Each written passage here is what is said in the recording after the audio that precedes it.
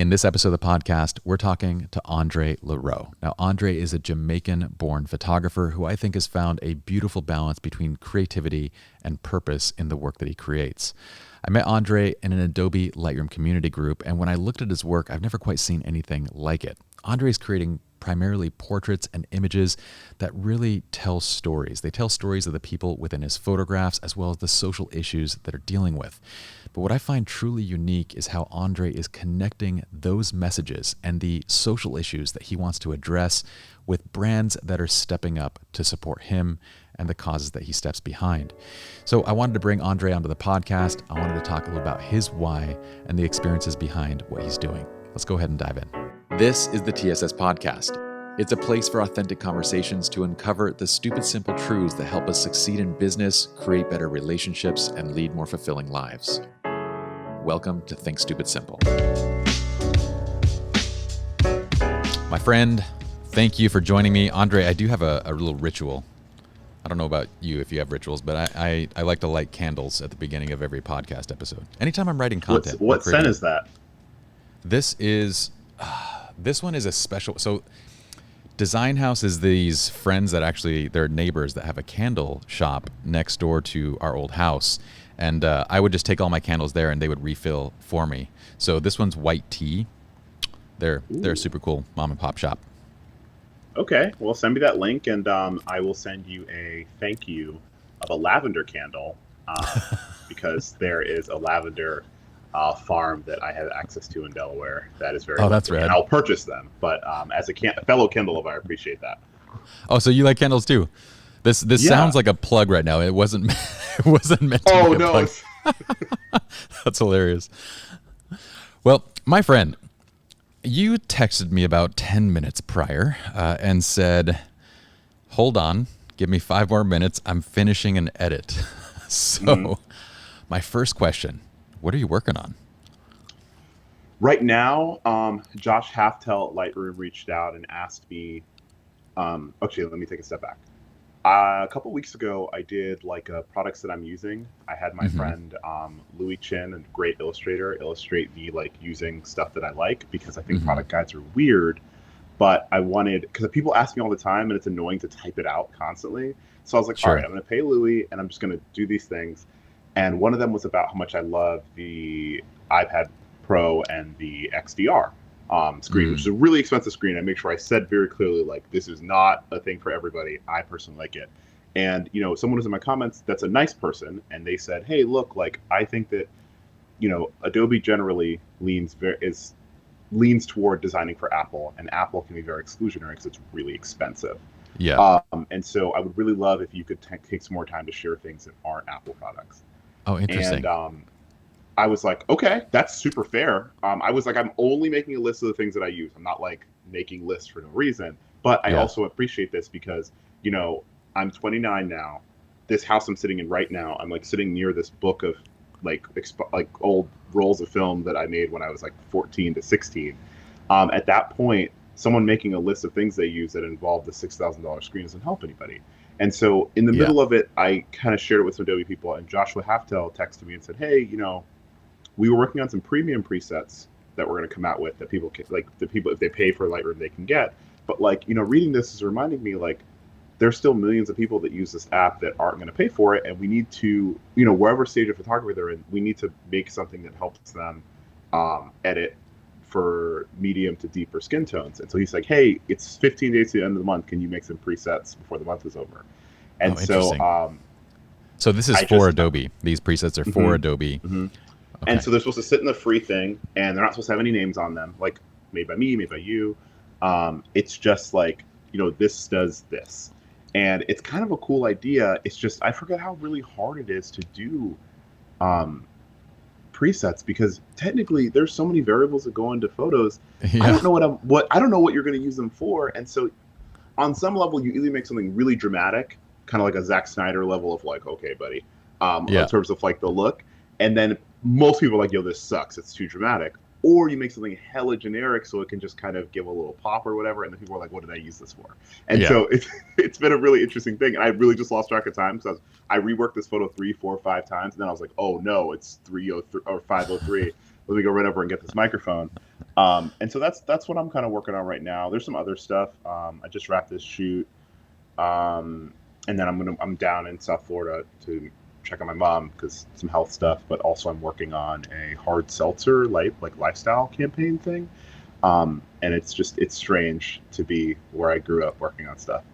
It's so fascinating watching your story, man. I mean, we met in that the Adobe Lightroom community group, right? That was the first time that we hadn't met before that. But in following your work, not only you're doing a lot of different things, but I find that you have a very clear and defined purpose to kind of what you're trying to do and how you're trying to use photography as a medium to communicate beyond just the photographs themselves. So I thought we'd have a great conversation. Now, going back to what you were saying about Lightroom presets. So for those that aren't photographers, this is a broad audience podcast. So we have a lot of people that might be listening that are actually not photographers. That's a good point. What these are is essentially the layman's term would be a filter that you apply to an image, but they can be as complicated as what you said, like where you can test over thousands of images to get these things dialed in, or it can simply be a basic filter you apply. So the term preset is kind of a misnomer because they can be like a premium type of a thing, or it can be something that really doesn't work. So I feel you. Yeah, I feel you, tricky. and that makes sense. It's tricky. And like, for example, okay, I don't know if you encounter this because you make a lot of educational content that's very quick. Do you find that it's hard to find the medium between the people that maybe have been watching your content for a year or two and being like, give me something challenging, or like, you know what I mean? Because like, I always see your reels and I'm like, oh, this is such a smart way to explain this thing in 30 seconds, 10 minutes, 30 seconds. I forget how long these things are. I'm the like, reels oh, are wow, 30 okay. seconds. Yeah, because you're like, this is a bad example. This is a good example. This is how I got to the good example. We're out, right? Yeah. And so I'm curious about. It's kind of a similar thing where like the audience for photography is so large, and for the folks that are watching that aren't photographers, in theory, what a good preset does is you have these 6 to 12 you choose from, and you take a photo. You're like, I want to give it a little contrast, a little pop, a little coloring, and you just kind of scroll through, check a couple, and say this one, and you export. It's supposed to make your process a little painless, just when you're trying to make sure that the things you take that aren't the most precious moments still get that like level of energy. For sure. And it's just like a coloring algorithm. It's nothing like super difficult. You can make one tomorrow. But yeah, that's kind of my question for you. Is I feel like I'm in this weird phase now sometimes where I'm trying to explain stuff, and I'm like, if I make it too short, the people that has started with the short stuff are like, this is child's play. And if I make it too long, a ton of people are like, what's happening? Yeah, 99.9% of my content is actually long form A to Z education, and that's like our premium education where we basically take people from the ground up and walk them through picking up a camera all the way through to running a full business of whatever they want to run. That's the library that we have, and then essentially what I've done is kind of decided each of these different platforms are going to be a certain extension of that library. So on YouTube, it's kind of a place where I can do 5 to maybe 15-minute kind of excerpts from the library where we talk relatively long form and we kind of cover something like a specific topic in depth. On Instagram and TikTok, it's a 30-second piece where we're going to talk very specifically about one thing, and it's also designed to be like more broad audience. So TikTok and Instagram are kind of like I define the entry point into photography as someone who picks up this guy. This is the first place to kind of start learning. Yeah. And then when they graduate from this, they go over to our YouTube channel where they learn dedicated cameras. And then when they graduate from that and they're like, okay, I want to get serious about this, then they go into like premium education. So it's kind of like a pathway that I've defined. So if someone's looking for something more advanced, they're probably not going to be on my Instagram or my TikTok. I'll put like maybe 10% of the stuff on there is going to be like geared for someone that's advanced. 90% is someone that's on the phone. But then YouTube is the opposite, where you're getting somewhat serious about the camera at this point. Interesting. I think that differentiation is not something that I've learned to maximize as efficiently yet, because I think that the entry points of all the places people can find work and explanations can feel overwhelming at the moment. But people do learn in different ways. It's super overwhelming, dude. It's crazy to think that as a creator, you have so many different possible platforms to utilize, and just knowing how to post on these platforms is almost kind of a mini job on its own. Like just researching. 100%. A little while back, you mentioned to me, I think it was on Instagram, you were like, we were messaging each other, and I go, I'm bringing on the podcast, and you're like, as long as you don't say that we're going to create some content, tell me what it is. Geez. It's like people think, okay, so remember I'm sorry, how old are you? I'm 40. Okay, I'm 29. So that means when I was in elementary school, you were in high school, right? Yeah. So when I was in elementary school, that was like, for me, the birth of the like really crazy Super Bowl ad, right? And I think from there, I haven't seen Mad Men, but I assume it talks about that. There's been this shift toward like a really aggressive chase of virality. And so all of a sudden art became content in this way, and it got really gross because like, I think that it requires a good artist who understands value propositions to make good content, but I don't like the word content generally because it gives the connotation that it's something quick and all we're doing is just throwing things at a wall and see what will like make the internet happy. And that's not that I think you say that. I just wanted to make sure that we said that on this because there are hopefully photographers that are like graduating from their phones and understanding that even with your phone, I've reached down to see my phone is here. You've made art, and whether that art it's supposed to make people think. It's supposed to drive people to, think about a social issue like the Lil Nas X thing, or it's maybe to drive them to buy Coca-Cola. Like the concept of something that stops you, makes you think, and move on is not content. Content is too fast. It's too invalidating of a word, so I don't like to use it. I'm with you 100%. I didn't know if you were. I don't think you knew that you were preaching to the choir when you said that, but I was like, oh, thank goodness, because I have a hard time with, the idea of just like I want everything that I do to have some sort of purpose to it. My whole goal, my whole thing is to empower others. And it started with photography and empowering the person on the other side of the camera. And then it moved to empowering the person with the camera. And then it moved to, business people. And now it's going beyond photographers, period, and just going to kind of more broad terms. But it's always been rooted in that. And I find that there's a lot of people that are creating content just for the sake of views and numbers. And there is no purpose to the content. It's just content. And that drives me nuts. They're not like, I see too much of it. And in a world that's just filled with junk, it's like, I really desperately want people to define what is your why and what are you trying to do before you go and just start generating thousands of hours of random content. But it does seem to be the pervasive word that is used. I hate it.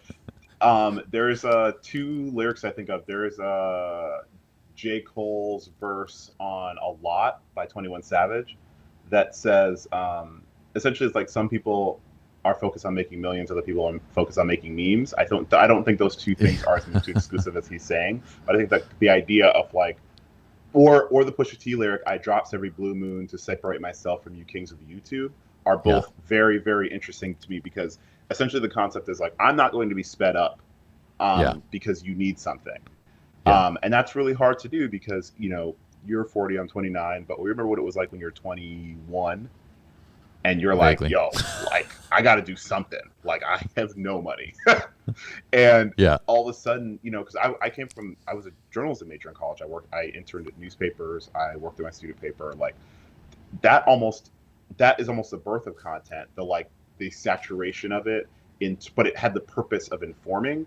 Like, there's content being made that's just like, it's not informational. It's not helping that person learn anything. It's not really helping the viewer learn anything. It's just kind of happening, and it's pretty and like, okay.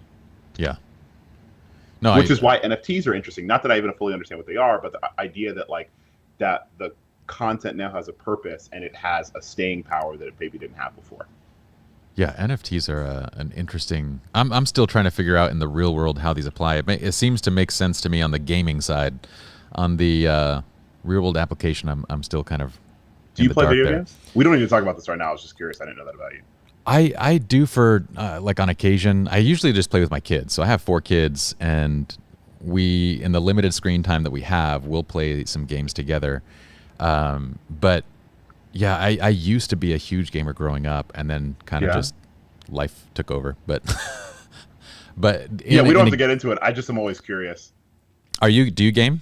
I mean, we can talk about anything, dude. So don't worry. I think I do, but I don't really. Like the best way to put it is to start the pandemic when I was like, I'm not going to get any work. My cousin and I split the new Final Fantasy remake, or Okay. excuse me, the saying new is silly. The Final Fantasy remake. Yeah, yeah, And he was just texting me like, dude, we bought this like a year ago, and you are not even remotely close to done. And it's just because like, yeah, I guess to bring it back to art now, the beginning of the pandemic, there was not a lot of work for a little bit. I did like a Skillshare class and some streams yeah, and stuff, but for the most part, it was real quiet. And then like right around May, it just got yeah, like consistently. And so when I have work of any kind, I think it's maybe a mix of like a poverty mentality, moving from another country, like seeing your parent work hard, plus like the idea that I could technically always be learning or doing something new. It's really difficult for me to like sit down and play anything for any period of time now. But when I was a sure. kid, especially like early high school and like in college when you had more time, man, I was tearing through like my first Final Fantasy games. We played a ton of Smash Bros. Like Blue Dragon. I'm a big Zelda guy.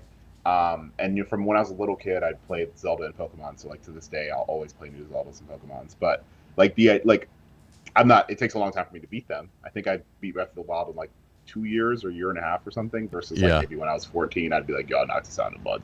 Um, yeah, and so I think for those, I've always found them to be really fascinating, almost books. Like I want to see what's going to happen to this character.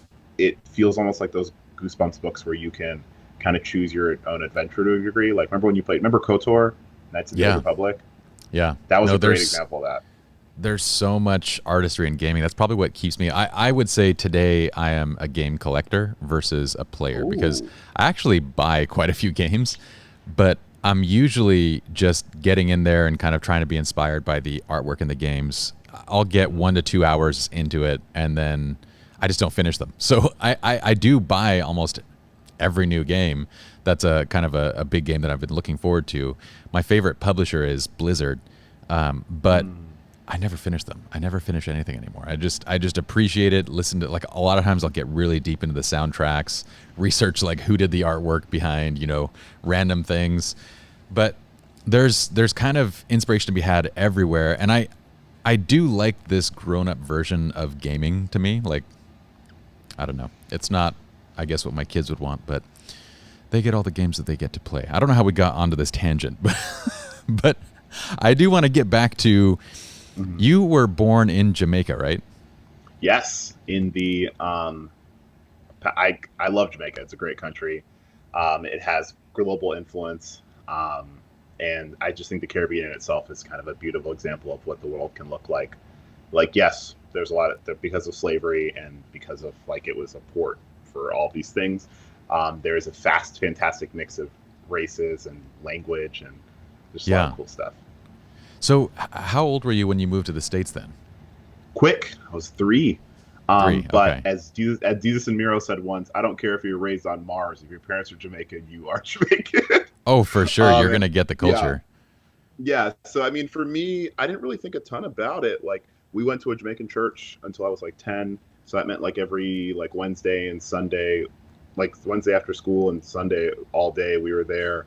Most of the people I spent time with were other Jamaican people. So like just little things I didn't really think a ton about. And so I would say like, and we'd go back a lot when I was in grade school. And so although we moved quickly, I think there was still like a deep appreciation and access.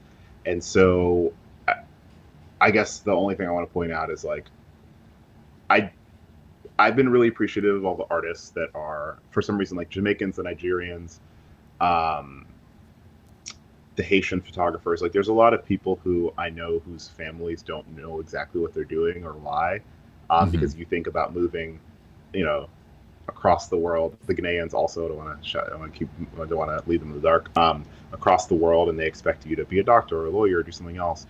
And the idea of like coming out as an artist and it's not a painter is a difficult thing. And so I'm both very proud of being Jamaican, but I'm also very proud of the other first generation folks that are around who like understand what it's like to have your parent sacrifice for you, and then try to explain to them that sacrifice allowed you to breed art and not maybe the exactly clear path they were looking for. Well, so tell me what that was like, because I have a very similar kind of background to that. What was that like for you? What was what like? Let me make sure I'm understanding. In terms of at some point you had to share with your parents that, you know, you weren't going to go down a traditional path, that you were going to do something along this. What was that like in terms of explaining? And so first and foremost, I'm an only child, and my mom's a single parent. I've never met my dad before, and so that in itself includes a whole other layer of concern that you want to think about, because you now understand that like on some level you grow up a little bit faster. You understand, you know, what money is, what bills are doing, what stresses there are, because there's less buffer for you really, really early. And in doing that, I think that there is that acceleration of age, I think, helped me in some ways. I think that really early, I started taking photos just randomly. Like there was a woman, or she was a woman at that time, but there was a girl that I used to volunteer with at our church, and her dad was a photographer, and she like loaned me cameras. And I think for me, since I would have a lot to do, like on my weekends, I was like doing a lot of yard work or school work or whatever. I wasn't like hanging out a lot. Taking photos of my friends was a kind of a cool way to keep them with me. And so I think that on some level, kind of the closeness my mom and I had and all the things that we were doing, the photography was an extension of wanting to also like have a set of chosen family. But I think that in college, I was even graduating, I wasn't trying to like be a photographer. I was just taking photos, and I didn't really love being like a journalist on deadline. I hated the feeling of like later I would read something I wrote for the paper or whatever and feel like, oh, I didn't use the right word. I was rushing because I needed to get this done in 45 minutes. And so I kind of liked doing photography because in college, it was like kind of a calmer thing. Like I could kind of survey the room. I could look around. I could leave with a couple different photos and something would pair well. And then after I graduated, my goal, I think I chose to move to New York the plan was for a year. I lived in the attic of my godfather's house in Queens. And I just was like, oh, like maybe I can get an ad job or like do something and like kind of, I like the concept of storytelling, but I wasn't really trying to be a photographer. And so I don't even think I properly explained it. I don't think I've still properly explained it. I think on some level I bring, like every time I come to my mom's house, I bring her like copies of the New York Times or any like tangible things that I worked on so she can kind of see it and explain it to other people. Interesting. Like I remember like I say last year, like last year existed, 2019. We were somewhere and my mom was explaining to somebody that I was a journalist, and I was like, that's not really a lie, but it's not really accurate. So like, yes, I got to go to Alaska with the North Face, and like I got to tell about what it's like to live in the Arctic Wildlife Refuge and why we should protect it. Yes, in 2018, I got to work on this project about my home state of Florida. How in Florida, can we actually pull that up, Anthony? Well, that Alaska project, I want you to go into that for just a second. But I'd like to pull up those images. The Last Expanse. So they actually brought you out just to live. Tell me what this is. The North Face took you out to take photographs? This was a fascinating job. And I know you appreciate this. I'm going to go into it quickly. I really like to tell people how I got the jobs, because I think if not, people just... For sure. I love that aspect of it. Yeah. And quick note, is it Anthony? Is that his name? Uh-huh. Anthony, could you also pull up a second tab that's blockedfromtheballot.com? So BLOCK... Yeah, Blocked From the Ballot. Yep, that first one. Okay, well we'll go to that after. So the Last Expanse was the way it started was I did a residency with Adobe. Essentially, Adobe has a residency still. If anyone's hearing this and I'm curious, and you are an emerging artist, so you've been working for a couple of years, you have some work, but you're not like, I don't know, you're not working with like Coca-Cola every week or Nike or something. They have funds set aside for you to work on a project, for anywhere from like 2 months to like a year. And so I worked on this project called Stories From Here, and it was about how our sense of place, like it was basically micro stories about why we choose to live places and like maybe what our environment, how it impacts us. But one of the PR people on Adobe's side works at Edelman, and she moved from Adobe to North Face right after I finished. And so North Face's charitable arm, the Explore Fund, was like, "Hey, we're having a hard time because our basic constituency is very white. It's older, and we need to get younger people excited about exploration, but also about why we need to explore and protect things." And so they were like, "We're gonna get some influencers together." So they got like Nathan Zed, and he has like 300,000 followers. They got Monica Great Gal and her like 300,000 followers, and they got some other people. And then they were like, "Oh, we kind of need a photographer or something." And they were like, "What if we got this like big photographer?" And Kate, shout out to Kate Kunzman, my homie, she was like, "Y'all should hire Aundre. Here's why." That's He awesome. only has like 20,000 followers, but you really should hire him. And I guess she like showed them some of my work and was like, And so originally the plan was I was only supposed to take photos of like when we went to the Arctic National. I mean, when we went to the home of the Gwich'in people for like that 2 days. But then later they were like, "Oh, we shouldn't send another photographer. It'll be confusing. Like, you'll just work on all this." And so we went for a week, and the goal was just to capture what it was like to hang out with the Gwich'in people, learn about their culture, and then they just dropped us in the middle of the Arctic National Wildlife Refuge, and they were like, "Don't die."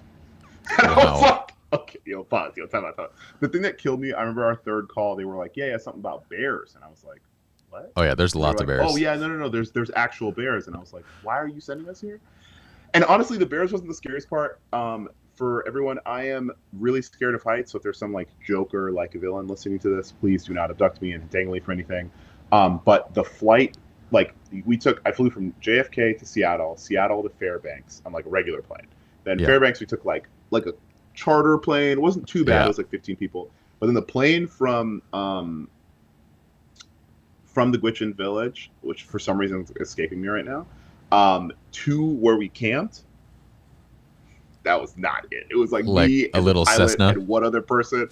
I was on the plane like, "Yo," and the other thing was the pilot was like, "Oh, you're a photographer? Like, I'm gonna dip down and show you stuff." I was like, "Yo, my man, Oh I need man. you to stay still." That's the only time I've ever been nauseous on a flight. Like for real. I was like, "Yo, you stressed me out." But essentially what happened was we were there for like a week, and first day or two we went to the Gwich'in village, or the town. They saved some salmon for us. I got to take photos of people, and I didn't want to use any words like untouched when I like made this microsite, because you were talking about purposeful photography. One thing I really like to do is make a place where I drive people to look and learn more, because on social it's tough. You want people to be interested, but you don't want to overload them with information, which is something I think you do really well.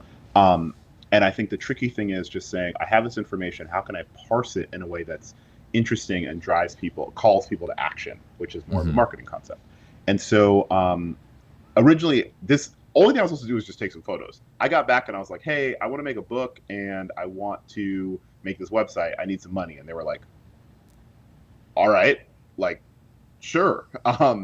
And what ended up happening, the big win of this project was we got to go to Capitol Hill a couple months later, and some of the Gwich'in youth came with us, and we met with congressional members, and they just talked about their experience. And all I did was sit and hold an iPad and just scroll through my photos and left them with a book. And it was really powerful because it illuminated what they were talking about. And the reason why this refuge matters for everybody is it kind of, where it is on the globe, it kind of sets the temperature for everywhere. And so if the climate continues to change and like everything is super cold or super warm, then that will impact the entire world. And so because of that, because obviously like we also need to protect people and where they live, but because of that, like it's important for us to keep this place safe. And so the idea was not to portray it as untouched expanse, but try to show it as like this last place where people live and it impacts all of us. And so I think I first started talking about this because I was talking about photography with purpose. That was like 5-10 minutes ago. This was a good opportunity for me because I wasn't as worried about the photos being bad. I was more worried about the people that I took them, that were captured, being excited about what I said. So what was said in the book and on the thing. So like when we did the show in DC and had people come and buy prints and stuff, it was important because the Gwich'in people got to stand up and speak. And they got to talk about their experience, and they were the focus. And for me, like, my trick and try not to be as nervous about what I'm photographing is like, am I telling these people's stories properly? Was that the main experience that you had in terms of connecting social change to the imagery that you're creating, or did this begin earlier even? Oh, it definitely began earlier. This one was just like this one. I think it was so different than what I normally do because I don't go to Alaska. I don't like not shower for a week. I don't get in like Yeah. frigid water. Some of the stuff was cool. Like as a quick shout out, like shout out to the people at North Face. Oh, my mom, look at that. The phone's ringing. My mom has a house phone, which is I don't even know You're what that good. is. It's confusing. Um, but earlier than that, I think the most effective one, the one that really like sprung it for me, was the Blocked From the Ballot, which is the Yeah. one I think y'all have queued up. That one was particularly interesting because essentially in Florida, before 2018, if you committed a felony of any kind, so shout out to all the people that have ever been caught for possession, like a tiny amount of anything, um, going to prison, having a felony, you can't vote ever. You can like I- Is um, that only there? talk. No, it's Florida and I think Kansas. There were like two or three states that were like that you weren't allowed to. I have to double check. But in 2018, there was a bill that came, the Amendment 4, that came, and it was the opportunity to overturn this law. So obviously, like there are certain exceptions. Like if you had committed like a violent crime, like a rape or a murder or something, you can't vote. But like there's a lot of people, and this meant a lot to me because I grew up here in Florida, and just thinking about the idea that like this was going on my whole life, and I never really considered it because you think about what our goal with the criminal justice system is reformation, not like exceedingly punitive. And so if I believe that you can go to prison, come out, um, you should still have a say in society. Like the entire concept of America is representation, taxation with representation.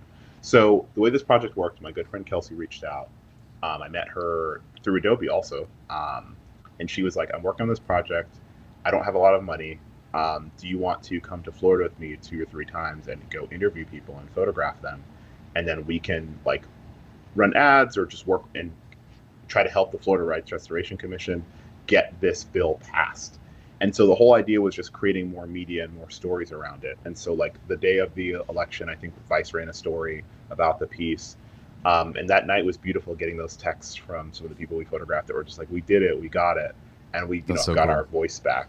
And I played like probably a really tiny role. Maybe 300 more people voted yes for the Yeah. amendment than before. But that is just a great example of like that's why it's not content. It's art, and even if it's not like a stunning Picasso, like the goal is for you to think, and for the people that looked at that piece, they saw people, and they were like, "Oh wow, people went to prison." Sometimes it's warranted, sometimes it's not. But then after they leave prison, what are they supposed to do? Just not be able to speak again? Yeah. What an Um, interesting concept from a psychological standpoint. I mean, what are you mhm. saying to people when, regardless of a mistake is made, and like you said, they're removing rape and murder from this, but any of these other felonies, a mistake is made, and you're basically saying as a government that you no longer matter, your voice no longer counts, period, Mhm. indefinitely. Psychologically, that's kind of a major blow beyond just simply the power to vote. Yeah. Well, I mean, we look, America is goofy for a lot of reasons. We don't need to really belabor that, but um, the root of our republic is representative democracy. Hmm. And if everyone is not represented, then the system is broken. I would Hmm. argue the system is broken right now, but I mean, most people would argue that. Um, but for me, the art here is just riling up the people that can um, speak to the representatives so that more people can. You know, Yeah. it's like that "when we all win" thing, or the biblical concept of when the least of us can be treated well, then all of us are better because of it. Yeah. What do you think, like, at what point did you start? I have two questions actually.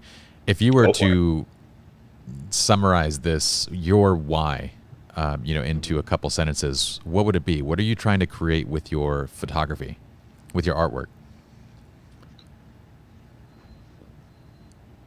I guess I've always been curious what happens if everyone had the opportunity to have one of those magazine features that starts out with like, I met Andre at lunch and we had a Cobb salad, and then he started telling me about his $1 million idea. Um, I used to read a lot of magazines as a kid. One of my favorite articles ever is the Dwayne Wade Sportsman of the Year, because I thought that piece was super powerful. And I don't think it's fair that only celebrities or people we deem important, or rich or controversial should have their origin stories or their reasoning explained. I think there is something powerful about exploring the micro because of what reveals the macro. So I guess in a closer, more tighter summary, it's we can learn a lot from the history of everyone, not just of the winners. And if my work does what it's supposed to, it should inspire everyone on every street to take time to understand what stories they have access to. And a more long-winded way to say that is, when one semester a couple of years ago, I taught black and white photography at LaGuardia Community College, so I wanted to try it out. And the one assignment my students had every week, on top of everything else, is they had to bring me a photo of their neighborhood every single week, something in their neighborhood. I didn't care what it was. It had to be a different photo from the week before, different role, every single week. So I wanted them to get in the habit of understanding that the stories they have access to, then they can go back to, are the ones that are the most important, because they are the only people that can tell that story. So I almost hear kind of like it's almost like an equity in empowerment. It's like empowerment is one thing, but you're aiming at making it equitable across all socioeconomic statuses. Would that be fair? I think it's fair. I mean, I think that I'm not sure photography tomorrow is going to solve poverty. Sure. It would be nice if it could, but I think that to go on another lyric for you, in Like It Is by Vince Staples, he said, the last thing you want for somebody is to never have nothing. And it's a really powerful thought if you think about it. Like the idea that like not only could we expect poor people to labor for us, to get paid not a lot of money, to have really crappy living and working conditions, and then we could turn around and just expect that we shouldn't validate them by even hearing their stories, or even giving them like a cute voting block nickname like soccer dad or soccer moms, and like I don't know what the other thing whatever. If that validation continues, like there's results to it. And so the photography or the goal of the art should be not making just like a Dust Bowl image of that little woman Dorothea Lange, I think, or maybe that's who took the photo. I don't remember, but it's making consistent things that explain why things are the way they are, because that clarity is important. Think about like the rise of like the John Olivers, Hassan Minaj's, the Adam Ruins Everything's of the world. Those are all essentially like highly produced versions of art to explain why something is. And maybe the best way to do that is through the eyes and ears of the people that are present in that scenario and reason. And so usually about once a year, I try to work on things like Last Expanse or Blocked From the Ballot that like just turn the lens on that and like try to let people speak for themselves. Yeah, I genuinely feel like imagery, while imagery itself, and an imagery can be in the form of a still picture, it can be in the form of cinema, while imagery itself doesn't necessarily cause the change, it is what affects it. It's what affects you and I to actually go and move, to do something. So I think it's incredibly powerful as a medium to inspire people to take action. And like is it the Gwich'in people? I mean, they now have faces to the names. They're not just these people that, we don't understand. And that's always been kind of I feel like the highest purpose of artwork or of imagery is to be able to bring something home, to make it relatable, to make it understandable, and to force people to think about things that are not so comfortable in many cases. So going back though, what do you feel like were the experiences that pushed you down that path of connecting, social change, equity, telling of stories to photography? Like what gave you that sense of why? I'll say the first time I worked on a long form project that really sat on its own on the internet. I worked at Walker & Company, which makes Bevel and also makes Form. It's a health and beauty product focused company that's in Atlanta now. Excuse me. And I was one of their first employees, and my job was to kind of make photography and work on stories that kind of had people like down into their product funnel. And so one of the first things they hired me for was this micro story project called Find Your Barber, which sounds lame, but the idea was, why don't we look at the places that this product's selling the most worldwide or in the US? And obviously it's mostly in like cities with large Black populations. So Atlanta, Philly, Chicago, San Francisco, Dallas, Miami, right? Mm-hmm. And why don't we take a pain point of customers, especially people that are at this price point of buying this $200 trimmer or whatever, and say, you're traveling a lot, or, where can you go get your haircut that kind of fits who you are and fits the lifestyle of this bevel man?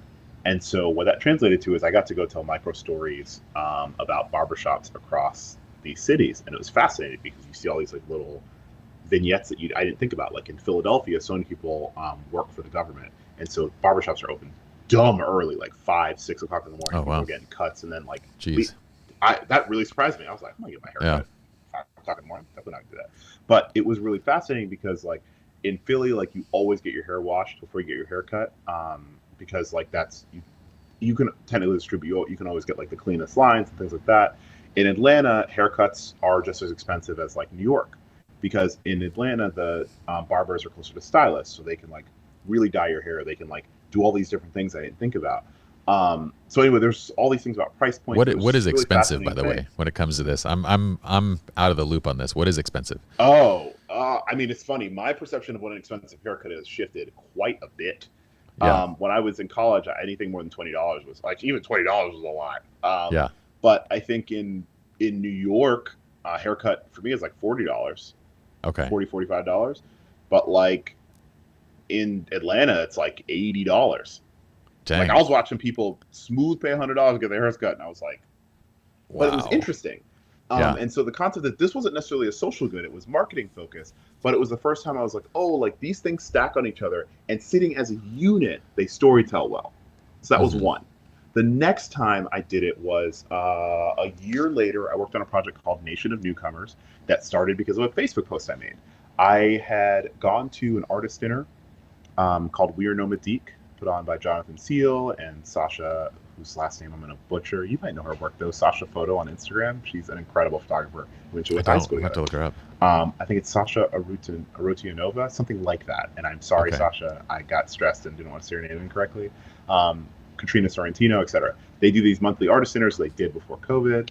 And there's always an icebreaker question. And one time I was there and John just said, how'd your family get to America? And I read it as like an immigration question. I was like, oh, whatever. But then when we were going around, I was listening to white people talk about their parents being prospectors, or not parents, like their great grandparents being prospectors. And I was like, oh God. Like, did y'all own slaves? Like, what's going on here? And it was really fascinating because we're in a room full of 30, 40 people, and people were like saying just every potential way you could get here. We like floated in a tire across the Gulf of Mexico. I was like, what?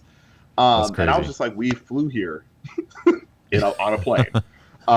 So I, like, a couple weeks later, just kind of without thinking about it, just posted the question on Facebook back when people were on Facebook like that. And I came back like a couple hours later, I had like 350 replies. I don't even know what was about it. Or what was the question? Like, how did your family get to America? Okay. And so then I thought about it a lot, and this was the advent of President Trump being elected, former President Trump being elected, and I was just irritated at the concept of, because the thing I think that President Trump did really well was he would walk people to the water and then just be like, I don't know why they're drinking out of that. It's crazy. I would never drink out of that. And so the concept of saying, like, Mexico is not sending their best, they're sending their murderers, rapists, etc. Or I don't want anyone from these countries, right? Mm-hmm. Without like following the thought. Obviously, like, you can draw conclusions. Everything's implied. Yeah. And so for me, I just thought it was interesting if I did a project that wasn't just like, here's how these Black and brown people got here. It's here's how everyone got here. And so Nation of Newcomers didn't have a CTA. I learned from that one that there should be one. But I remember one of the people we interviewed, she said something that really stuck with me. She said that her family is Polish and they won the lottery. And then they won the lottery and they got to move to America. That's what happened. And so they were like, then we just packed up and didn't talk to anybody we knew again, and we were gone. We had a similar experience going from Iran. Please. Yeah. No, I mean in Iran, like they only give out a certain number of visas to come to the States. So there's a lot of countries that only give out a certain number. So you basically have like a visa lottery. Hmm. So yeah, that's a normal thing. Wow. When did you come to America? My father brought me over when I was about 2 years old. So Okay. I was very young. But that's an interesting thing. So finding out about all these stories, I guess I'm trying to. You are very very driven in social empowerment and the message that you have and quality and everything. And I'm kind of trying to trace back to like where this drive began. Yeah, that's a good question. I guess like, you know, on some level, I think I don't want to invalidate my education as a journalist because I think that, you know, to get back to that like content thing, you know, just people just making stuff for no reason. It's like, is it just to like exalt yourself on some level? Like, yes, Sure. obviously we all want to be cool and important. I'm not going to say that I don't want to do that, but like, I'd like to see you share some things that like are important. Like, on what level? How many times can I like look at the same thing? Like, Yeah. it doesn't always have to be as obvious as mine. Like, I don't know if you know the work of Brooke DiDonato. She's super talented, and Brooke has these like really beautiful like short videos or these just really intense photos she makes that I think are really a commentary about our perception of suburbia, right? And Yeah. that's her purpose. And I'm not saying that everything I make, the things I make are hella subtle. I wouldn't really describe them that way. Um, but instead, I would say that like maybe the start of this was that time, you know, just learning journalism in college, or before that, in high school, I did this program called the International Baccalaureate Program, and we had to take this class called the Theory of Knowledge. Hmm. And William Colazzo, shout out to Big Willie as we'd call him, and he would hate when we do that. Mr. Colazzo would ask us to reevaluate why we essentially saw something a certain way. It was like an early liberal arts philosophy class for 15, 16-year olds, so I'm sure it Hmm. was a mess. But I would say like throughout that, there's always been like a, you know, why do people act the way they do? And can we impact how we view something if we just make it more present for other folks to see? Hmm. Does that make sense? There's Yeah, I mean, I guess it does make sense. I guess I'm trying to tie it back to like some personal experience, and maybe it's just a breadth of experiences that you have across this. But I know exactly what you're saying. I I feel a little bit saddened by the fact that like I will, almost every time I hop onto Instagram or onto TikTok, you'll see a lot of very talented artists that are creating tons of things. It could be music, it could be, it could be photography, it could be video, but it's without purpose other than Yeah. just to gain views. And so it'll be a beautiful photograph, but it's literally just here's how to throw dirt in the air and get a cool foreground type thing. And I'm like, it's cool that you know how to do that and you can edit it in a way that's like it makes it look interesting, but it becomes almost But comical. why? Yeah, But but why? why? But why? And But I look why? at it and I go, I want to create something like that that's compelling, but I sit there and go, okay, what is like a message that I could put into it, a purpose that I could put into it? Maybe if it's just documenting, sometimes it's just capturing my own children. That to me has some sort of purpose. But I can't get into this idea of just like grabbing a 21-year-old girl and going, okay, throw glitter up in the air and blow it into the camera. We're gonna get a really pretty shot of you. And It's potentially ruin your lens, but that's neither here nor there. exactly. And I'm not like it takes a while to learn that, but I'm gonna reference two things. One, there's like a random Kanye West interview. I only ever watched one. I think it was when Yeezus came out, where Zane Hmm. Lowe he says something quickly. He's like, I remember when photography used to be sexy, like everyone being a photographer is sexy. Part of that's because it was so expensive. Yeah. The access made it difficult for people to use it, but I think that on some level now we have folks that otherwise would be doing other things trying to do stuff. And because we have an algorithm based social media experience, they're like, okay, I need to make things that people will like. So then they'll see the things that I want to make. But then quickly, you spend all the time making things people like, and you don't get to do the whole reason you're doing it in the first place. Or just sometimes you want to get the clout so you can have an excuse to do something you want to do.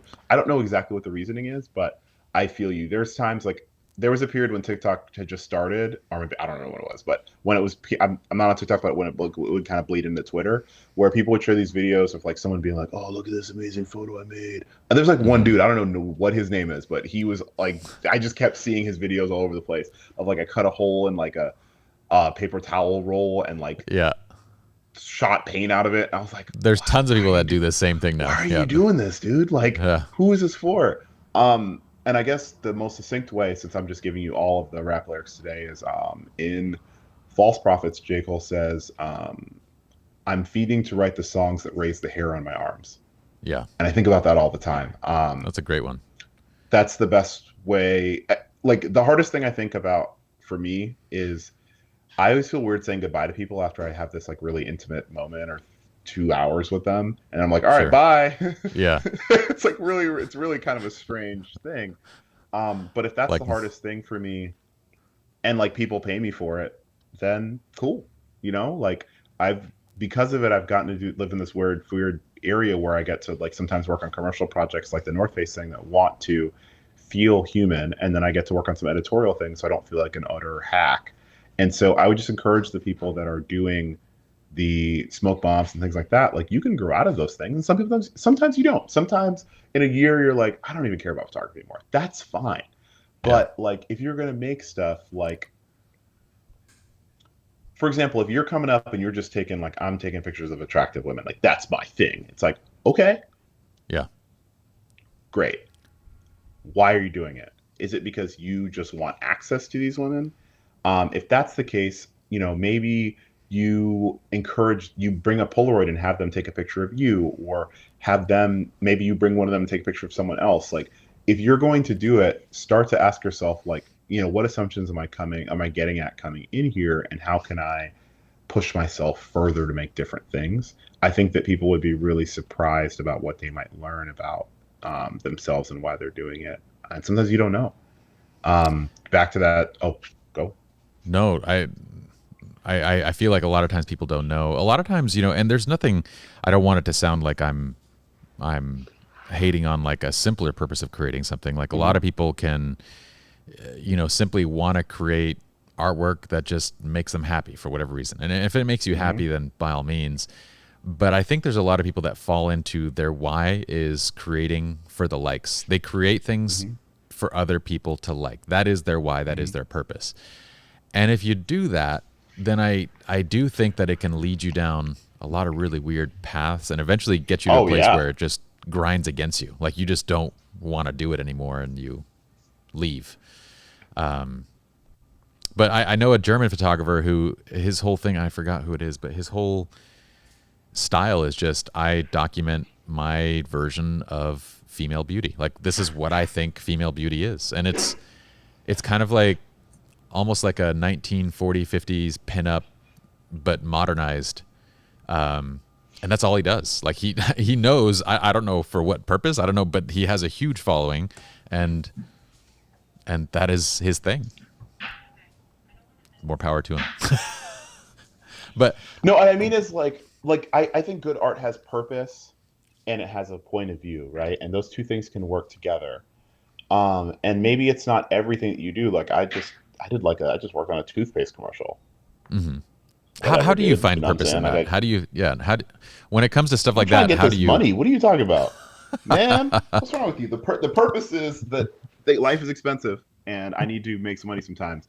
But also for me and things like that, this toothpaste commercial was an opportunity to work with Black talent, and yeah, those times are important to me because I think it's valuable and important for for a really long time. I don't know if you've been to like a hair supply store before, but you're used to, as you're growing up and you're young and you're Black and you're trying to find beauty products for yourself. You're like, Fenty is beautiful. 20 years ago, you're 9 and walking through the store and trying to get like wave cream or something for you, and they're like in these kind of weird packaging that's orange and looks bad, or it's in this one little section of the store.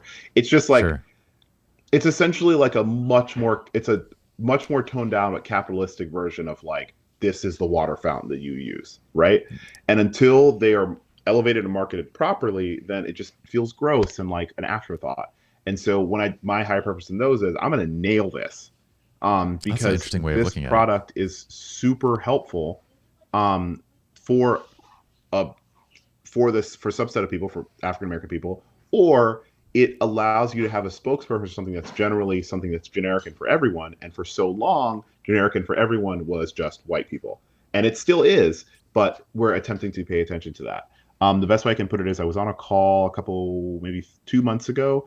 It was like a screenwriting 101. My friend who the screenwriter, or excuse me, a writer for Space Force put on.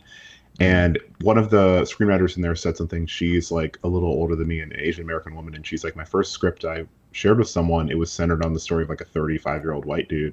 And the person who read it, who was giving me feedback, was like, why did you pick this as your character? Like, I don't understand.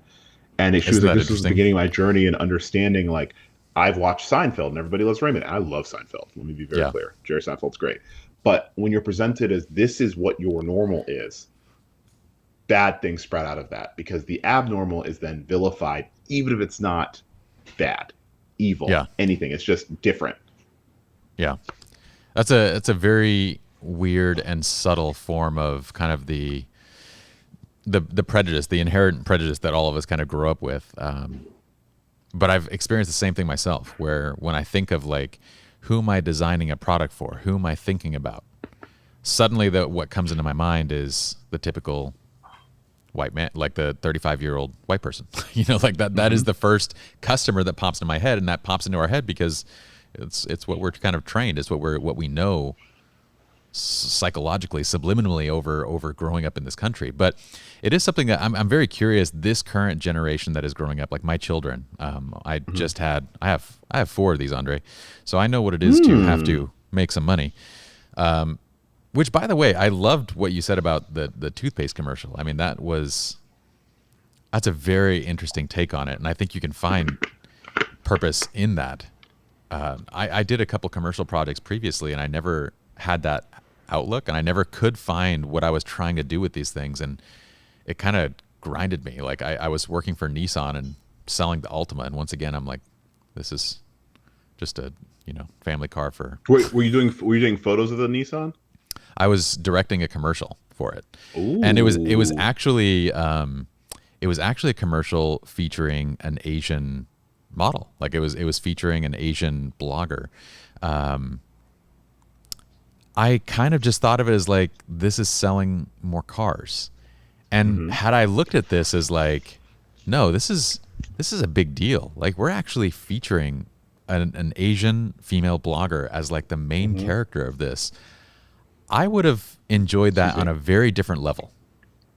But as it was, I felt like I was just part of the corporate cog, and I very much wasn't motivated to continue. I actually got asked to do 5 more of them, and I backed out of it because I was like, I just can't see it's stressful. Look, I will work on any Nissan commercial. You go ahead and get those my way. I got it. I actually really want to work with a car company. We've had Toyotas my whole life, and I think it'd be cool to work on Toyota, but that's neither here nor there. I guess part of it is reflexive. Like, I have friends who, it's funny hearing this now, but I have friends who were much better photographers than me in school, for sure. Like, I was a photojournalism major. I was a journalism major, and I would take some photo classes, but I had friends that I took a black and white film class with, or I took, advanced photo 2 for journalism, that were like stunning photographers. Yeah. And like, maybe their point of view or their life's work will be the culmination of one thing. I think mine is many things. It gives me the opportunity to work with a lot of different people, tell their stories, but also, like, I have different things I got to worry about. You know what I'm saying? Like, I think, and you can appreciate this, I think that knowing that I don't have a safety net, like, I have to make what I need to make for myself, and like, build whatever I want to build for myself, because there isn't like someone's money waiting for me, or something I don't know about, being an immigrant, being an only child of a parent. Like, it's not just like casual playtime. And so figuring out how to mix that art with the capitalism is, the way I'm thinking about it, it is partially a coping mechanism, but it also allows you to try hard enough for it to elevate, for it to rise to the level that the rest of your art is at. Like, you don't have to convince me that Alaska is important. Like, that everybody sees it. It's like, this is amazing. But like, how can I make sure when it's hour 12 of this commercial I'm directing that I'm not just going to be like, I don't even care? That's an interesting puzzle that you have to solve. I love that puzzle, to be honest. While we're talking about this, Anthony, can you pull up Andre's work? Because as he's mentioning his other classmates who he's lifting up, I do want to show that your work is amazing, dude. Thanks, His Anthony. I appreciate portraits. that. Yeah, I love your portraits. They speak in a way of it's hard for me to even convey, but I know that they're yours, and I know that they have a level of authenticity in the way that they are photographed. But they're beautiful. I absolutely love your work. Now, going to, as we see this little showcase, that point of creating meaning and finding that, even when trying to connect it to capitalism and basically making money and paying your own bills, I think that's a really, really fun puzzle to try to solve. And oftentimes it's a puzzle in the mind. Like with that commercial shoot with Nissan, for example, that had all the meaning right there. I just missed it. I completely missed it.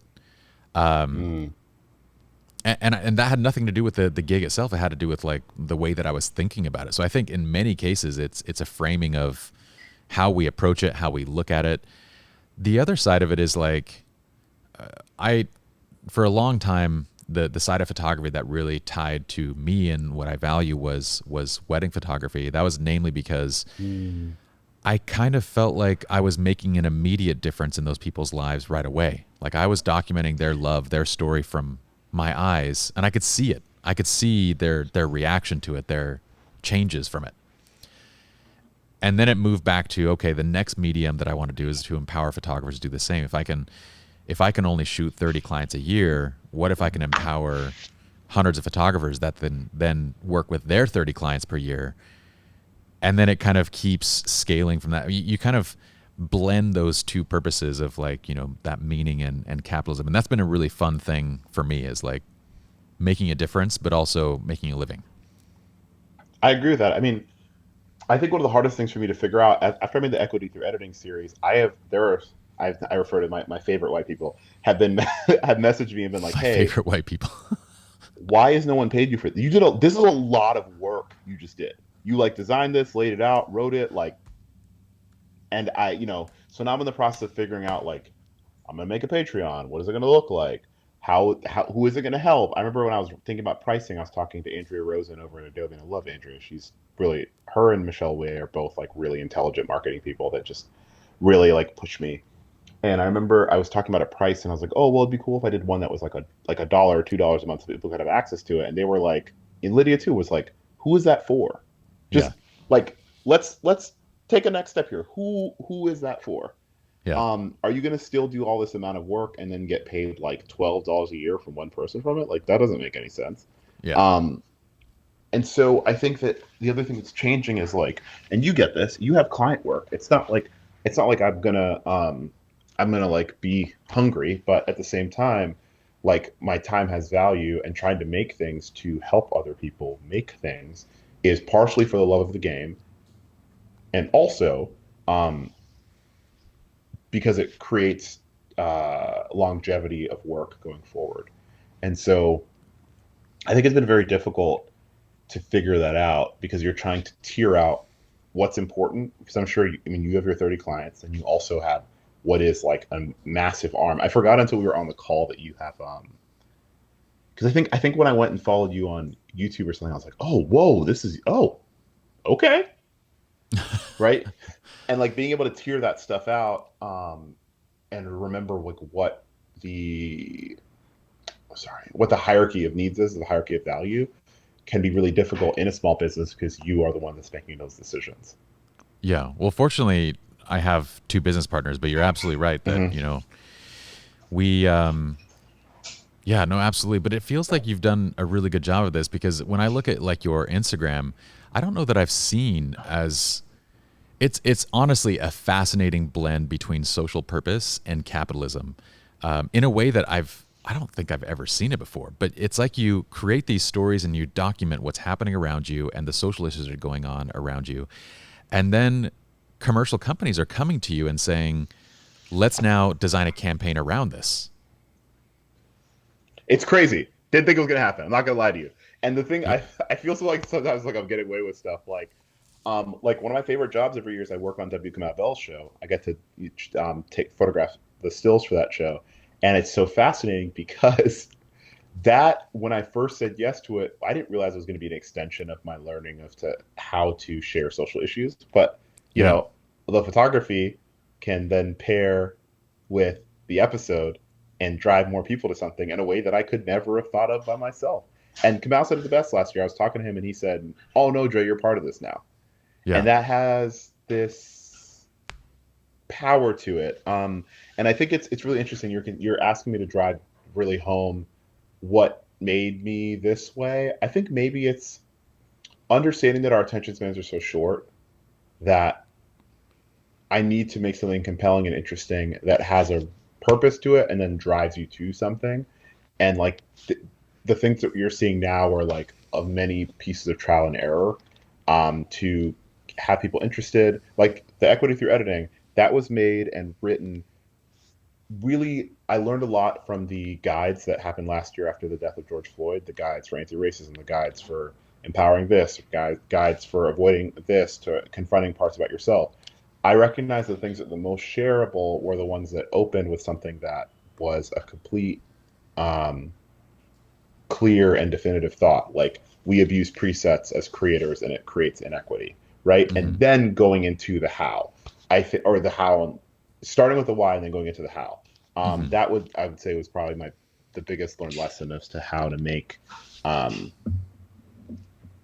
things that are helpful for other people. Did that answer your question or statement at all? Yeah, no, I mean that's exactly what I see on your Instagram is you began with Mm-hmm. a why, and now the companies are coming to you and saying, okay, using your why, explain how you're doing these things. And Mm-hmm. I have literally never seen anybody do this to this kind of like degree, which I thought was very fascinating. Of like, but you had Dude, to have thank you. had that sense of why. Yeah, like your your campaigns are brilliant. Like the equity and editing, I was like, what is this? And I keep looking at and seeing like these new.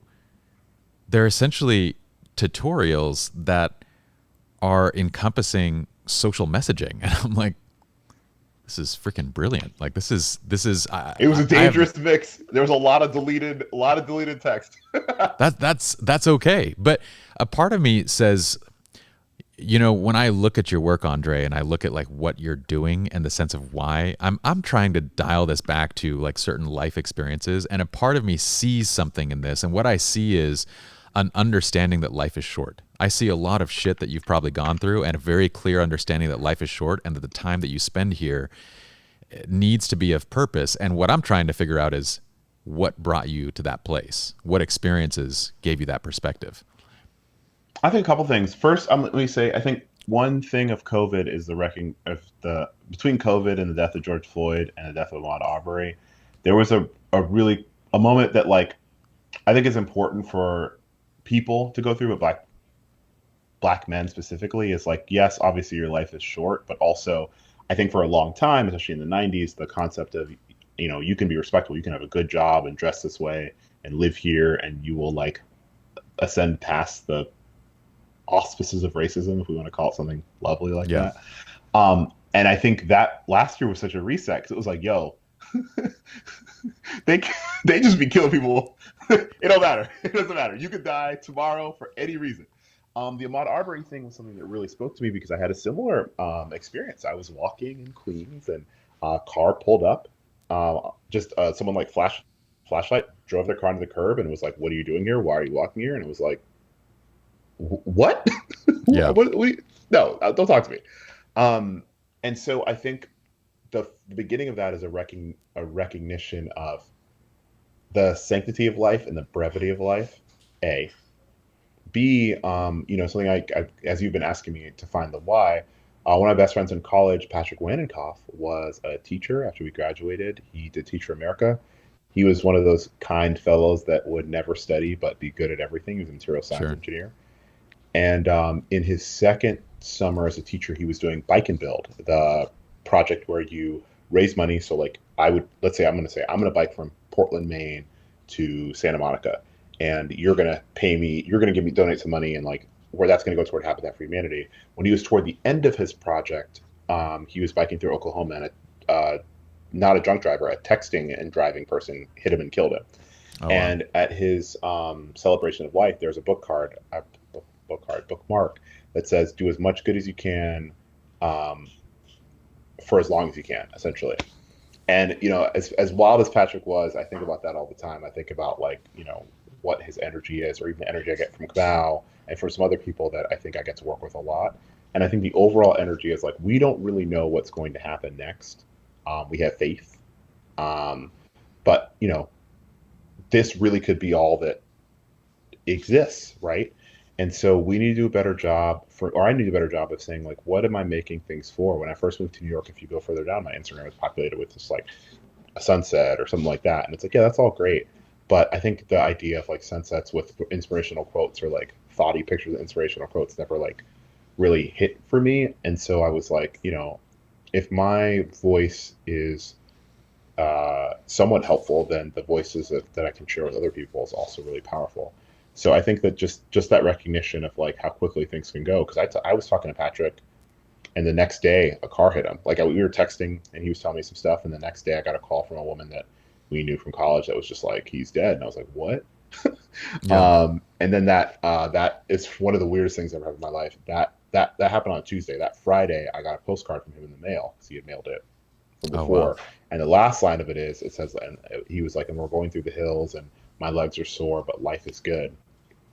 And just the how quickly that can go is concerning. So yeah, I'm happy you can pick up on that. There is like an urgency to these things. And other thing is just that last year I thought a lot about it, and like, although I've never transitioned and I'm not like planning on doing that, just the recognition of like how difficult it is for um, non-heteronormative people and for non-gender conforming people to just exist.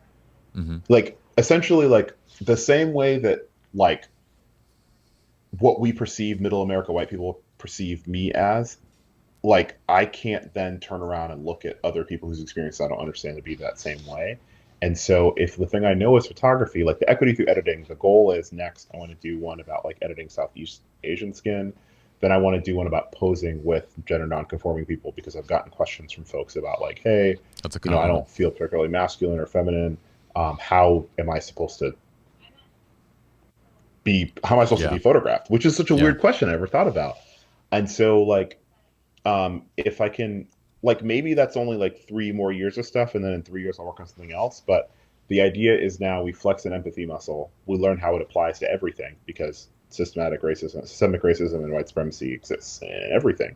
And if we see how to step out of those things in this way, then we should be able to apply it more swiftly and more holistically is not the right word.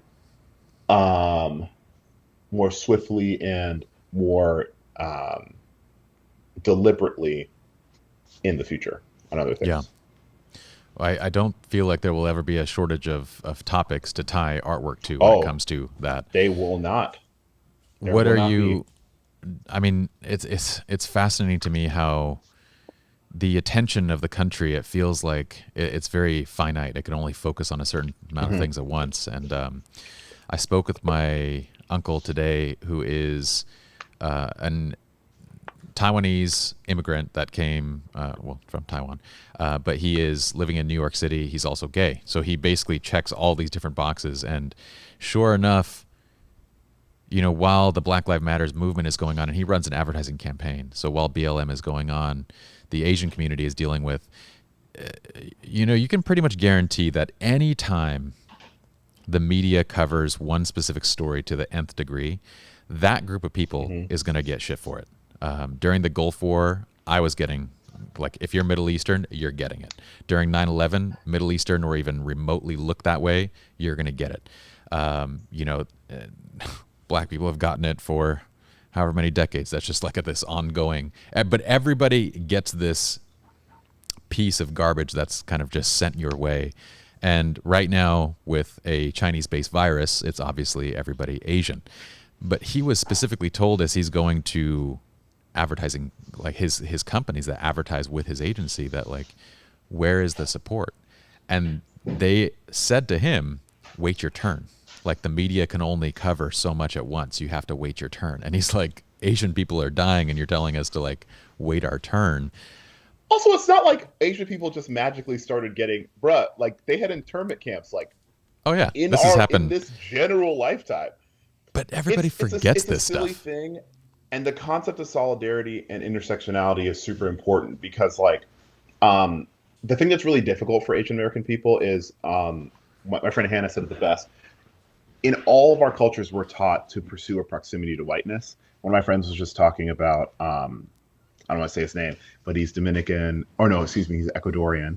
Hmm. And he said, you know, his college girlfriend, he was hanging out with his dad, and after she had left, his dad said, you know, she's stunning, but you can't marry her. And he was like, what are you talking about? And he said, what did he say? He said, um, you can't like dilute the family or let down the family or set the family back. Something about Yeah. black people being bad, Bloodline and general, whatever. Yeah, of course, bloodlines, all that, Game of Thrones stuff. So these things are interconnected though, and I think we do a disservice if we don't recognize that. If we understand that Shirley cards were how we first edited photos, and the presets we make now are based off those Shirley cards. So when you edit a darker skinned black person's photos, Explain exactly what a Shirley card and is. so all of a sudden, like, okay, so a Shirley card was like a almost like a template. So you could like, I'm trying to think about the best example of this. Okay, so a Shirley card is like the generic, like in America, the top selling cars are the Toyota RAV4 and a lot of pickup trucks and stuff. So a Shirley card was like the RAV4 or Camry. It was like most of our photographs that we process, we want this woman to look perfect. Shirley was generally like a really like, I want to say glacial skin, a very pearly white woman with like, I think reddish hair. And so the chemicals were mixed, the means of which different photos were edited were all based off this one person's skin. And so neither of us look like this lady. And so at the exposure that we'd photograph it or whatever, how this negative was, how this negative was processed was based off of this person's skin, not mine and not yours. And so if it's based off of hers, I might look much too dark or much too light, or you might look much too dark or much too light, or our undertones that might be warm or blue will be reflective of hers, not ours. And it was a very destructive thing because you'd get film back and you'd have a photo of like a black person and a white person next to each other, and the white person's going to look perfect and the black person's would not. It's and such so a wild these things notion. are interconnected because it starts with capitalism. The concept is like, you make this technology and you're like, I need to make sure it generally works for everybody. The people, but it's not everybody. It's the people that are most likely to spend their money here. And so we are going to target largest audience first. Subset, largest audience, generally be these like richer white people. And then everyone else can kind of deal with the repercussions because who cares about them? They're not giving us our money. But when you do that, you then create an expectation that the norm or the focus is this thing. And so when you get to the wait your turn, what you're saying is we can only fix one thing at a time, when in actuality, these things all kind of run on the same engine, right? Yeah. It is disappointing. I also don't really understand the concept that like someone who looks Asian is the reason why we have coronavirus. Like, come on, dude, it's that's like wild. That's an even lazier jump than normal. Like, that's not even racist. It's just like, this is dumb. I mean, during the Gulf War, I was in elementary school, man, and I was a citizen at the time. And I was getting jumped by kids. Like, getting home each day was my main priority. And people would be like, if you recall, the Gulf War was a war with Iraq. I'm from Iran, which is a neighboring country that was, at the time, I believe they were on, the same side as the U.S. But regardless, like, it doesn't matter. It does not matter that I'm a citizen. It doesn't matter that I'm living right next to you in the state of Utah. It doesn't matter that like I had something to do with. Utah is. America is bad. Utah is also a very stunning state, but a very white state. I've been to Utah 5 times now. I was like, word, all right.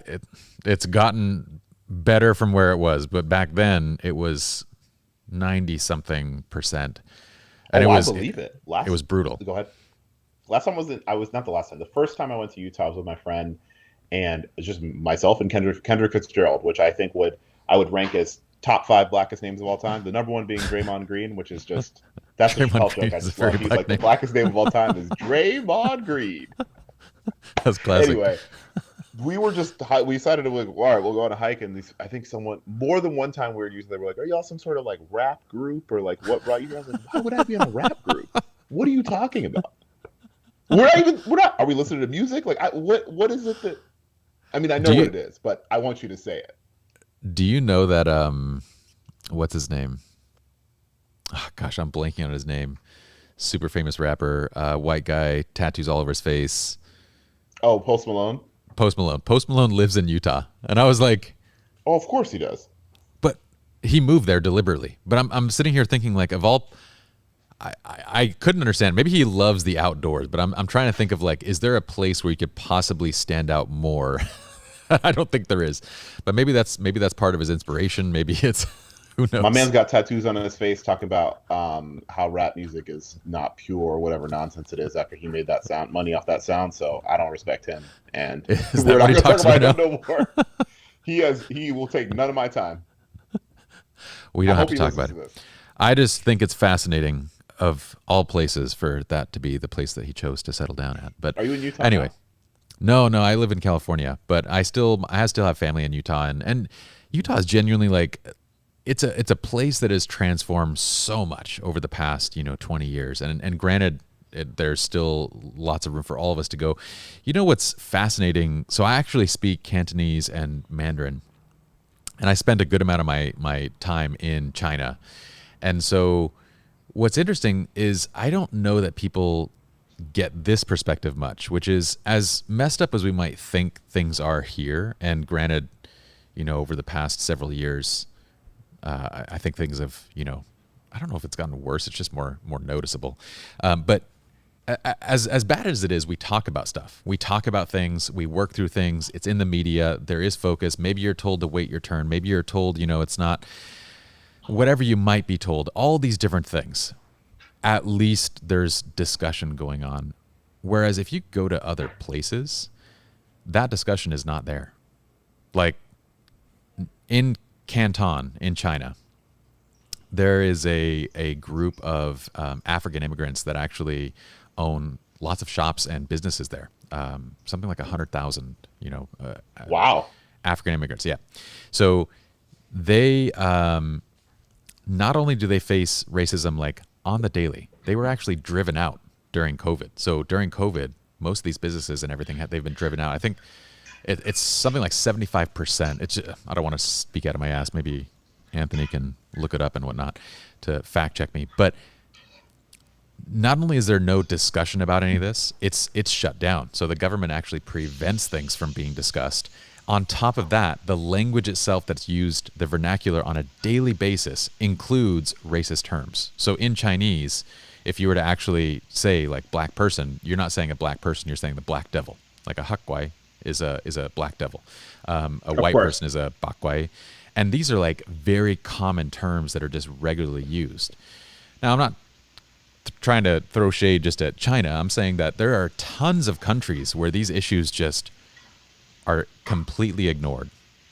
And so I kind of like to bring perspective into it because I feel like a lot of times in the States, we just feel like things are so messed up. And I'm like, dude, you haven't been to other places. Yeah. There is no such thing as civil rights in this kind of conversation. So, which is interesting because I know that you're coming from a perspective to add context, but often, I'm sure you've seen this, that is used as an emotion to invalidate it. It's like, well, if you don't like it, go somewhere else. Or like, well, we don't live in communist China. It's like, okay, that's a stupid conversation. You recognize that is bad. So you're saying that the other thing is bad.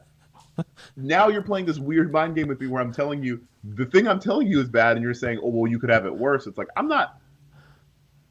Yeah, we're at the store. That's like we live in a dump. Isn't like, but that dump is worse. Exactly. It's not like, oh, hey, I could sell you this rancid food, or you could go outside and be hungry. It's like, well, there's perfectly fine food right over there. Yeah. What are you talking about? That is a really funny piece of the conversation. But dude, I love what you're doing in your work. I find it awesome. I mean, the way that you have been able to blend messaging, purpose into your artwork is is incredible. And the way that companies are picking up on it and getting behind what you're doing, I think there's only going to be more of it. So kudos. I hope so. I guess my thing for you before we wrap, because it sounds like you're trying to break up with me. What you're like anyway? So I don't want to say that I didn't have a good time, but I have to go. You know that 2 hours by thing? The thing I was going to ask you was, how do you go about making things that make sense to people in such a short amount of time? That's the one thing I wanted to hear. I'm sure other people wanted to. That has taken me, I swear, a decade to figure out, and I still feel like I'm improving on. One of the things that I have a really hard time with is leaving things unexplained. When it comes to, it's no secret on the podcast that I've written a book that I'm working on getting published and whatnot, but it's difficult to write things and to leave things unexplained. But at the same time, when you try to explain everything, the purpose of your message gets lost. Like you sit there and you go on so many tangents that you forget, and it's so prevalent in written form. Like when you write something out and you lose track of where you're at, you recognize it very easily. In video form, I think it's much less noticeable because you're not reading it back. So what I've tried to do is, in any form of content, I try to very specifically narrow down to what it is that I'm describing. When the shorter the content, the less like I can deviate. If it's a 10-minute YouTube video, I might go on to a 10-second tangent, hey, side note, when you're editing this is something that you want to consider. This is why, okay, let's get back to it. But when we get to really short form stuff, 30 to 60 seconds, not only are we going on no tangents whatsoever, but the breadth of focus has to be incredibly narrow. One thing. You're going to learn one thing. Like the last video that I just posted was only live photo. So of all the different, iPhone photos, the iPhone photography is pretty dang simple. But we are specifically talking about one feature of, the iPhone photo world, and that's just a live photo. So that's what it is. Narrowing down to like something very specific, going on no tangents, and eliminating. But it honestly takes, I don't know, there's famous words on this. It's like, there's a quote, Anthony, I don't know if you can find it, but it says something like, ask me to say something in an hour, it'll take me 10 minutes to prepare. Ask me to say something in 10 minutes, it'll take me an hour. You know what I mean? Like, the shorter you try to get things, the more concise, the more quick and simple, the longer it takes to create. I believe that. It's funny that you said the no tangents thing, because I think that this conversation, because of my tangents, have maybe been longer than necessary. So I apologize, and I hope Anthony's ready to cut this a ton. No, but hopefully it was. I mean, this one I was just trying to like get a little loose, and I think I maybe was like much more wide than maybe necessary. No, that's the purpose of the podcast, is long form. Mm-hmm. Like this is us getting to know each other in a way that I don't want to cut this down. You know what I mean? Like, one of the things that I appreciate the most about the podcast is being able to have conversations that have no real agenda or anything. We take it where we want to go. We get to connect on a human level, because I feel like that is so sorely missing in my own personal life. Like everything today feels like deliver me more in less time so I can get on to do other things. Yep. So that's so accurate. Deliver me more in less time is just. So I found the quote. Did you find that quote? Yes. What was that quote? Which quote? Well, there's a lot of them. A lot of people said it. There it is. There's Mark Twain. There it is. If you want to give me a 2-hour presentation, I'm ready today. If you only want a 5-minute speech, it'll take me 2 weeks to prepare. That's Mark Twain. Yeah. My favorite. I believe it. It's hard to make the short stuff, because you have to make sure not only does it make sense, but that the lack of space to elaborate means that you have to be in a straight line of reasoning. Yeah. Because if not, it's just gone out the window. Yeah. You've lost the viewer. So, my friend, I appreciate you, and I appreciate the time that you took to hang out with us. Will you please let me know, however, if ever, whenever I can be of service to you? But in the meantime, let's plug all your stuff. So what's the best place that our audience can kind of follow your work? Should we just send them to your Instagram? That's a good point. That's a good question. So my Instagram is just at Aundre, Aundre, And for the folks that are curious how I got it, I didn't really plan on it. My mom just gave me a U in my name, and I just typed it in to see if it was there in 2011. It wasn't even like I was like the first 5 people. It was there. And then second, I would say Twitter. I actually really enjoy Twitter because I get to elaborate a little bit more on things. And also, one of my favorite tweets is Twitter is my Finsta, which is pretty accurate. You just because of the threaded conversations, you can be. It's easier to share more complex thoughts, I think, on Twitter. And that's just at Aundre Larrow, unless anyone knows the guy who has at Aundre and will convince him to sell it to me, because at this point I think it's worth it, but he doesn't want to. And then besides that, at some point I'm going to launch a Patreon that I think is just at Aundre, and my YouTube's just at Aundre, but those are all very weak and sickly at the moment, but we will grow them as the time goes. I think that the last thing I want to say as a sign off is that your job and Anthony's job are not easy. And I also appreciate you making time for a stranger and like actually listening to me. Sometimes you do interviews and podcasts and you're just kind of like, all right, well, thanks for having whatever you want to talk about.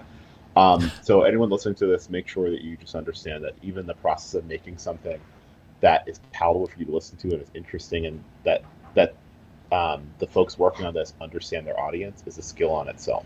So just make sure you can appreciate that from the people that make things, because it's not easy to. And lastly, very last thing, whatever story you have available to you, tell that story as many times as you can until you feel like you've told it fully, and you never will. I appreciate that, man. Thank you so much for your time, dude. I appreciate you.